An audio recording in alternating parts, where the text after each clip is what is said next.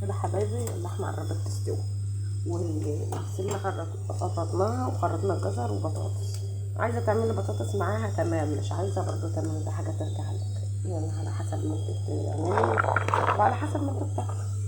نزلنا بالبصله، عايزاها تدبل بس مش عايزاها ايه تحمر ولا حتى تصفر. انزل بالبسله والبطاطس عليها،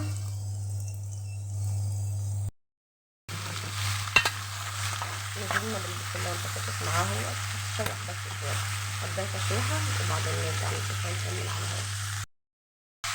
يا حبايبي البسله بتتشوح، انا حطيت مرقه دجاج، عايزه احط تمام مش عايزه احط عادي، بس انا بحب طعمها مش عارفه هي مقاطعه بس مش عارفه بسبب. وبعتذر عن صوتي البرد بسم الله ما شاء الله واخد حقه جامد يعني.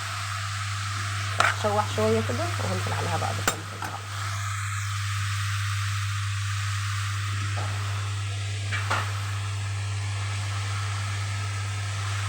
بسم الله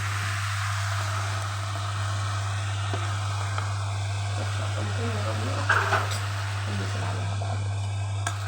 بسم الله هنسيبها تتشوح شويه وبعد كده ايه نزود.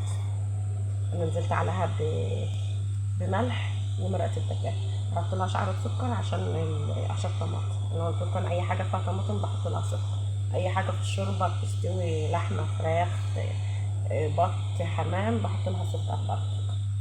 يعني منسيش رشة السكر يا سكر انتوهي.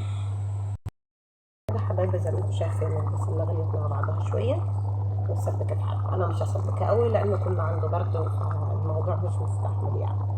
المهم بزودها كده شويه، وعلى ما الشوربه تعمل شويه كمان هزودها شويه شوربه وهسيبها بقى تستوي مع نفسها.